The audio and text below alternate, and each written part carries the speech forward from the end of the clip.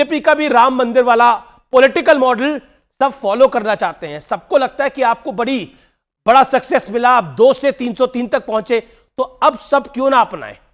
जवाब आपका, अर्ज क्या है?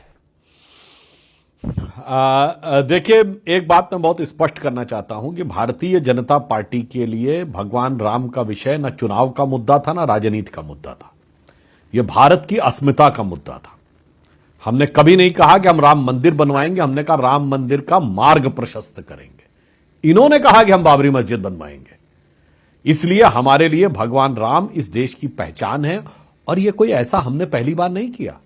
महात्मा गांधी जी ने भी कहा था कि इस देश का आदर्श राम राज्य ही होगा। उनका नित्य का भजन रघुपति राघव राजा राम ही था, उनका अंतिम शब्द भी हे राम ही था। परंतु एक कहावत और होती है अमीश जी, दुविधा में दोनों गए, माया मिली न राम। तो हमारे विपक्षियों के साथ यह स्थिति हो गई कि जब क्या हुआ था कि जब भगवान राम का प्राकट्य हुआ था, बाल राम से वनवासी राम पहुंचे थे, तो जितने लोग उनके विरुद्ध खड़े थे रावणी सेना में, सबको ये थोड़ी लगता था कि ये भगवान है। अगर उसी समय सब अपने को उनको भगवान मान लेते तो युद्ध होता ही नहीं, सब सीधे भक्ति भाव से समर्पण कर देते। तो जब हम 2 सीटों वाली पार्टी थे और ये 400 सीटों का प्रचंड बहुमत लेकर खड़े थे, अयोध्या में गोलियां चलती थीं, अहंकार की पराकाष्ठा यह थी कि राम मंदिर टाइटल सूट नहीं था। सवाल यहां से शुरू हुआ था कि राम हुए थे भी कि नहीं, पहले साबित करो। अयोध्या ये थी कि नहीं, ये साबित करो, फिर बताओ कि राम किस जगह पे हुए थे। मगर अब जाके राम का वो वास्तविक दैवीय स्वरूप उभर के सामने आया है, तो मानी हुई बात है। अब सारे लोग नमो नमस्ते सुसहस्त्र कृत्वा पुनश्च भूयोपि नमो नमस्ते करते हुए नजर आ रहे हैं। तो और कुछ नहीं है। मैं ये मानता हूं जनता ने जो निर्णय लिया, और ये राम का प्रताप है कि अब सब लोग आपस का वैमनस्य छोड़कर भी अगर साथ में आ जाएं, तो जो कहा जाता है ना कि राम प्रताप विषमता खोई, बैर न कर काहू संग कोई। हम तो कहते हैं राम राज्य भी वो है, किसी के साथ बैर नहीं है। बैर न कर काहू संग कोई, राम प्रताप विषमता खोई। सारी विषमता समाप्त हो जाए। और मैं ये भी अंत में एक बात और कहना चाहता हूं साहब, भगवान राम के लिए तो कहा जाता है कि तुलसी अपने राम को रीझ भजे चाहे खींच, खेत पड़े पर जामी है उल्टा सुल्टा बीज। तो मैं कह रहा हूं हमने तो रीझ कर भजा है, ये अगर खींच कर भी राम का नाम लेंगे तो भी मुझे लगता है थोड़ा बहुत इनका कल्याण हो। मगर जनता को साफ समझ में आ रहा है किसने रीझ कर राम को भजा है, किसने खींच कर राम को भजा है। जी, तहसीन पूनावाला, मजबूरी हो गई, हिंदू धुरी पर चुनाव की माया आपको खींच लाई। राहुल जी केदारनाथ धाम जा रहे हैं, कह रहे थे कि मैं एक तपस्वी से मिलने जा रहा हूं तो मैं 15 किलोमीटर की तपस्या नहीं कर सकता, लेकिन हेलीकॉप्टर से ही गए। कई सारे सवाल बीजेपी उठा रही है इस समय। क्या आपको लगता है कि आपने जो पूर्व में सवाल उठाए, आज वही सवाल आपको कौंध रहे हैं, यानी वही सवाल आपके आगे आ रहे हैं, आपके समकक्ष आ रहे हैं, और जवाब नहीं है कांग्रेस के पास? अभिष जी, आपके शो में शिरकत करने का मौका मिल रहा है, इसलिए मैं आपका शुक्रगुजार हूँ। सभी पैनलिस्ट को, सभी दर्शकों को जय सिया राम से मैं शुरुआत करना चाहता हूँ। और आपके शो पे मैंने एक लाइन की थी, बहुत वायरल हो गई, ट्विटर पे तो बहुत ज़्यादा चलने लगी। ऐसा कोई सगा नहीं जिसको भाजपा ने ठगा नहीं। तो देश को, चाहे हिंदुओं, मुसलमानों, आदमी हो, औरत हो, सबको ठगने का काम अगर कोई करती है वो भारतीय जनता पार्टी है।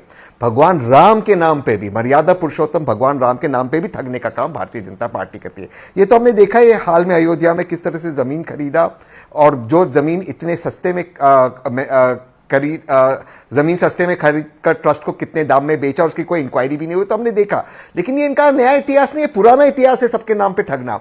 महेश शर्मा जी की बात बताता हूं, सुधांशु जी के कलीग है पार्लियामेंट के अंदर, उन्होंने कहा मां सीता के जन्म का कोई सबूत नहीं, कोई अस्तित्व नहीं, उनको थोड़ी निकाला, उनको वापस मेंबर ऑफ पार्लियामेंट बनाया।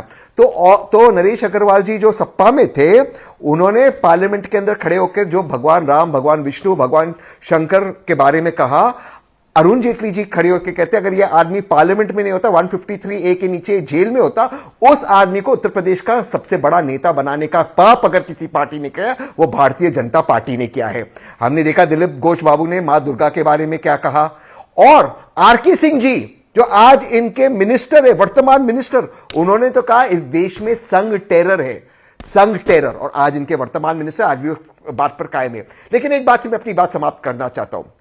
राम मंदिर बनाने का अगर किसी ने कल्पना की थी और स्वर्गवासी राजीव गांधी जी ने थे, उनके लास्ट इंटरव्यू में कहा था भव्य राम मंदिर बनना चाहिए। और इसी को आगे चलते हुए कांग्रेस ने एक ऑर्डिनेंस लाया था और उसको बिल के रूप में पारित करने की कोशिश की थी। उनकी बहुमत की सरकार नहीं थी 1992 के अंदर। तो बीजेपी के उपराष्ट्रपति भंडारी जी खड़े होकर पार्लियामेंट के अंदर कहते हैं अगर मंदिर बनेगा तो कोर्ट के आदेश से बनेगा, पार्लियामेंट से नहीं। उस बिल को डिफीट करने में, वापस लेने में का काम अगर किसी ने किया है, वो पाप किया है तो भारतीय जनता पार्टी, वरना 1992 में भव्य राम मंदिर बनता। उसको भटकाने का काम ताकि इनको चुनाव में फायदा हो। ठीक है, जवाब सुधांशु रिप्लाई। वो कह रहे हैं 1992 में राजीव गांधी मंदिर बनवा, माफ करिए, कांग्रेस की सरकार मंदिर बना रही थी। नहीं, राजीव गांधी जी शहीद कांग्रेस। राजीव गांधी का देहांत वैसे 1991 में हो गया था, मई के महीने में, हाँ, मुझे 92 में कांग्रेस की सरकार ने वो लाई थी, बिल लाई थी। देखिए, हम बात कहना चाहेंगे, किसने सगा किसने ठगा राम के नाम पर। तहसीन भाई युवा नेता हैं, प्रबुद्ध हैं, परंतु थोड़ा ध्यान रखिए इतिहास का मान्यवर, ठगना यह होता है कि महात्मा गांधी की समाधि पे लिखा है हे राम, और 2007 में कोर्ट में हलफनामा देकर, यह किसी का बयान नहीं है, कोर्ट में हलफनामा देकर यह कहा जाता है कि राम तो हुए नहीं। और आपने कहा कि अमुक ने यह कहा, अमुक ने वो कहा। आपने कैसे कहा कि भाई ये नरेश अग्रवाल उत्तर प्रदेश में सबसे बड़े नेता हो गए? ये कौन सी नजर से आपको नजर आता है? उल्टा कहिए, जब सपा में थे, जब आप लोगों के साथ थे, तब यह बोलने की हिम्मत हुई। हमारे यहां के कभी बोला हो तो बताइए। इसलिए यह तो आपकी संगति का प्रभाव था। अब मैं बताता हूं आपने जो किया। 22-23 दिसंबर 1949 की रात जब भगवान रामलला प्रकट हुए और महंत दिग्विजयनाथ जी ने उनकी प्राण प्रतिष्ठा की, तो उस समय उत्तर प्रदेश के तत्कालीन मुख्यमंत्री गोविंद बल्लभ पंत पर्सनली गए फैजाबाद की मूर्तियों को हटाओ, मगर डीएम ने नहीं हटाया। अब कोई दर्शकों को आज लगेगा कि सीएम का आदेश डीएम ने नहीं माना। हां, क्योंकि संविधान 26 जनवरी 50 को लगा, यह दिसंबर 49 की बात है। उस समय सीएम की पावर्स नहीं थी, ब्रिटिश टाइम का रूल चल रहा था, डीएम की पावर सीएम से ज्यादा थी। अब आइए 1961 दिसंबर तक मुस्लिम पक्ष पक्षकारी नहीं था। वो दिसंबर 1961 में बना, जब 12 साल की मियाद पूरी होने में केवल 11 दिन रह गए थे। वरना मुसलमानों में एक बहुत बड़ा तबका था जो मानता था हमें इसे मुद्दा नहीं बनाना चाहिए। अब आइए, रूटीन एक्सकेवेशन जो 1976 में हो रहे थे, उसमें 8 खंबे निकल आए। के मोहम्मद जो उसको लीड कर रहे थे, उन्होंने कहा, असिस्टेंट डायरेक्टर थे आर्कियोलॉजिकल सर्वे ऑफ इंडिया के, कि कम्युनिस्ट इतिहासकारों के दबाव में न सिर्फ रोक दिया गया एक्सकेवेशन, बल्कि कोर्ट से स्टे ले लिया गया कि खुदाई हो ही नहीं सकती। अद्भुत काम किया गया। और फिर स्वर्गीय राजीव गांधी जी, ये 7 नवंबर है, नवंबर का महीना याद है तहसीन जी, 30 अक्टूबर 1990 के बाद 2 नवंबर 1990 को निहत्थे कारसेवकों पे गोलियां चलाई गई, जिसके लिए मुलायम सिंह ने गर्व से कहा कि मैंने 16 मरवा दिया। अरे मरे तो सैकड़ों थे, मगर मुलायम सिंह सरकार ने 16 हिंदू मरवा दिए।